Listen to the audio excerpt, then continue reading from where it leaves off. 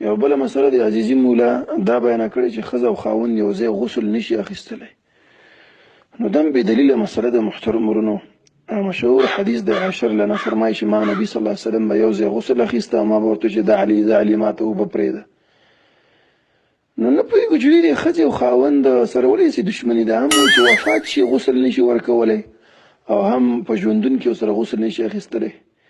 نو دا بې دلیله مسلې دي محترم ورونو.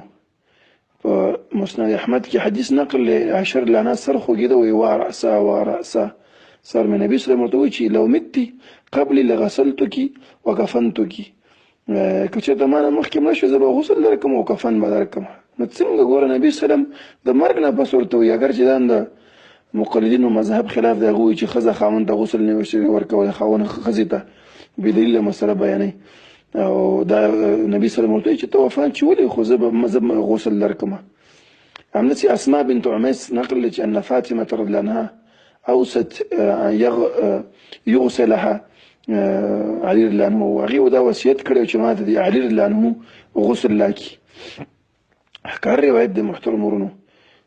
حدیث په بیهقي کې هم نقل، دارقطني کې هم نقل دی. نو دا جایز دی محترم ورونو، په ژوندون کې هم د خپلې ښځې بدن ته یو ځای غسل اخیستل او په مرګ نه پس هم ښځه خاوند ته غسل ورکولی شي.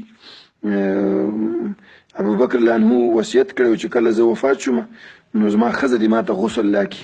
اسماء بنت عمیس، دا حدیث په موطا امام مالک کې نقل دی. جابر بن عبدالله وصیت کړی چې ما ته د خپله ښځه غسل لاکي. مصنف ابن ابي شیبه 3 جلد او 269 صفحه کې دی. ابو موسی اشعري وصیت کړی چې ما ته د ښځه غسل لاکي. دې کې هېڅ باک نشته محترم ورونو. مطلب شرعاً دا جایز دی. همداسې ښځه چې وفات شي خاوند غسل ورکولی شي، لکه موږ مخکې مثال بیان کړ چې علي رضی الله عنه او نبي صلی الله علیه وسلم عاشر لعنه ته ویلي چې زه به غسل درکړم، او فاطمه رضی الله عنها چې علي رضی الله عنه لمبولی او غسل ورکړی و. نو دا شرعاً جایز دی. ابن عباس ته نقل دی، فرمایي چې الرجل چې دی احقو، په دې باندې ډېر حقدار دی چې خپلې ښځې ته غسل ورکړي. ابن ابي شیبه کې دا روایت نقل دی محترم ورونو. دا د بې دلیله مسلې دي چې تقلید د وجې نه خلکو منلي دي او بس هسې له ذهن دې طرف ته ورغلی دی. الحمد لله وحده والصلاة والسلام على من لا نبي بعده. چې کله ښځه وفات شي نو خاوند ورته غسل ورکولی شي که نشي ورکولی. په دې کې یو د امام ابو حنیفه رحمه الله رایه ده، د امام صاحب په مذهب باندې خاوند خپلې ښځې ته غسل بعد الوفات نشي ورکولی، او د نورو امامانو په نیز باندې خاوند خپلې ښځې ته د وفات نه وروسته غسل ورکولی شي.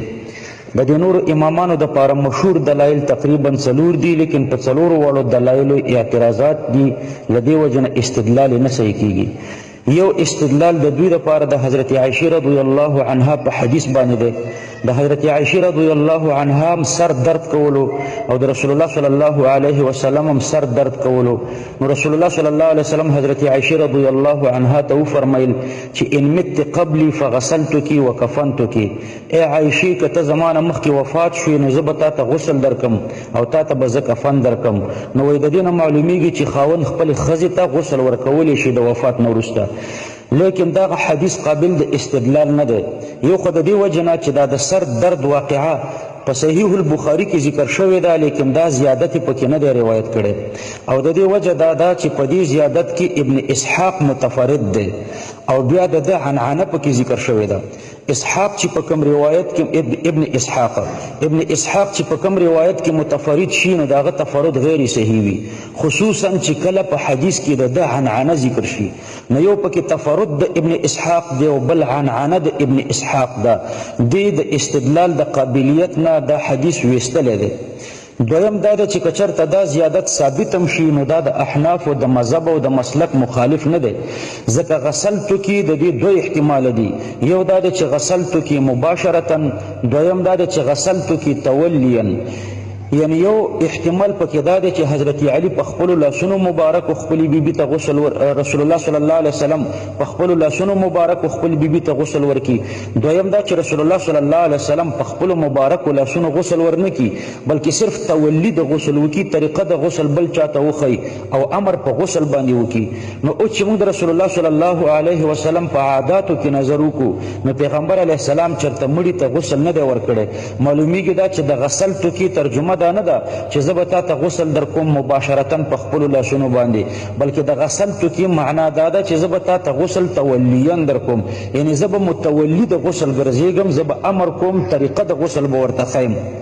دویم دلیل د حضرت فاطمه رضی الله عنها د غسل واقعه ده چې غسل علی لفاطمه، حضرت علی رضی الله عنه خپل بیبي حضرت فاطمه رضی الله عنها ته غسل ورکړی دی.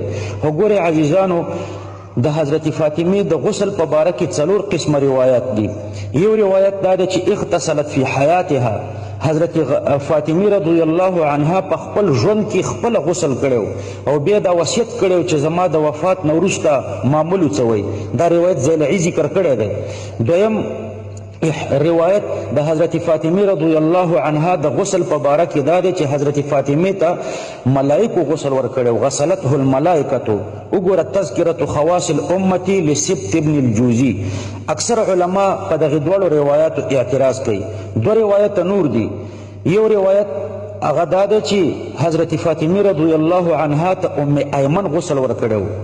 دا روایت سندن صحیح دی، قوي دی من حيث الروایه.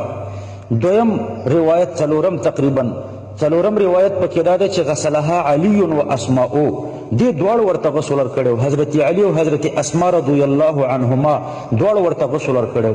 او چې دې دواړو ورته غسل ورکړو نو په دې کې به 3 احتمال دي. یو دا چې دواړو مباشرتا ورته غسل ورکړی دی، دویم دا چې حضرت علی مباشر، حضرت اسماء معاونه و، دریم دا چې حضرت اسماء معاونه و او حضرت علی رضی الله عنه مباشر. صحیح روایت دا ده چې غسل حضرت اسماء رضی الله عنها ورکولو او حضرت علی رضی الله عنه پکې معاون او بی اچولې او نور کومک د غسل په باره کې ورسره کولو. د دې لپاره قرینه دا ده چې حضرت اسماء رضی الله تعالی عنها یو ورځ حضرت فاطمه رضی الله عنها ته تابوت جوړ کړو.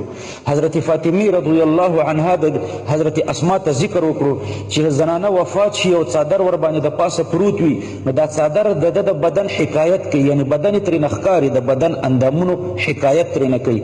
نو بیا حضرت اسماء ورته د تابوت شکل جوړ کړو. نو حضرت فاطمه ورته وصیت وکړو چې همداسې تابوت بیا ماته جوړ کړو، ماته بیا غسل هم ته راکړه.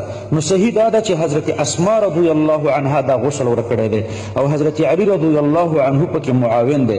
بهر تقدیر روایت پکې 4 دي. یو دا چې په خپل ژوند کې په خپل ځان ته غسل ورکړو، دویم دا چې ملائکه ورته غسل ورکړو، دریم دا چې ام ایمن ورته غسل ورکړو او څلورم دا چې حضرت علی او حضرت اسماء رضی الله عنهما دواړو ورته غسل ورکړو، خو حضرت علی پکې معاون او حضرت اسماء پکې مباشره و. دریم دلیل د عبد الله بن مسعود رضی الله عنه روایت ده چې حضرت عبد الله بن مسعود صاحب خپل بیبي ته غسل ورکړو، لیکن امام بهقی رحمه الله په دې روایت په باره کې فرمایي چې دا انتهایی کمزور ده، قابل د پاره د استدلال نه ده. همدا حدیث په بهقی کې ده او بهقی په جرح او اعتراض کړی ده. څلورم دلیل د حضرت عبد الله بن عباس حدیث. نو څلورم روایت پکې د حضرت عبد الله بن عباس رضی الله عنه حدیث دی چې الرجل احق بغسل امرأته، سړی د خپل ښځې ته په غسل ورکولو باندې احق دی. لیکن دا روایت حجاج بن ارطوات عن داود بن الحسين عن عكرمة روایت کړی دی. علما فرمای چې ما روا داود عن عكرمة فمنکر، داود چې د عکرمه نه کوم روایتو کې دا منکری. ابن عینه رحمه الله فرمایي چې كنا نتقي حدیث داود، د داود د روایت نه به موږ ځان ساتلو. او امام ابو داود رحمه الله د دې روایت په باره کې فرمایي چې لیس بالقوي. بهر تقدیر که صحیح شي نو دا حدیث هم په تولی ورحمل دی، په مباشرت نه دی ورحمل. یعنی الرجل احق بغسل امرأته تولیا لا مباشرتا. د احنافو د پاره دلایل ډیر زیات دي. یو دلیل د حضرت عمر رضی الله عنه، د حضرت عمر رضی الله عنه په قول کې راځي چې كنا احق بها حين كانت حيه اما اذا ماتت فانتم احق بها. کله چې زنانه ژوندۍ وي نو موږ ور باندې احق یو، چې وفات شي بیا فرمایي چې تاسو ور باندې احق وئ. دویم د احنافو د پاره دلیل دا دی چې د ښځې د وفات نه وروسته نکاح نه پاتې کیږي، ځکه چې د دې ښځې د خور سره د دې خاوند نکاح جایزه ګرځېږي. دارنګې د دې نه ماسوا څلورې زنانه نور په نکاح کولی شي. نو معلومیږي دا چې نکاح باقي پاتې نه ده. که ته اعتراض وکړي چې میراث خو باقي پاتې دی، نو ګوره میراث دا د نکاح بقا نه غواړي، بلکې د میراث دپاره دا نکاح په منزله د علت معده ده. علت معده چې دی معدوم شي نو بیا به ثبوت د میراث موجودیږي، علت معده ده. او دارنګه چې کله ښځه وفات شي نو محلیت د نکاح باقي نه پاتې کیږي. نورم ډېر دلایل دي د احنافو دپاره.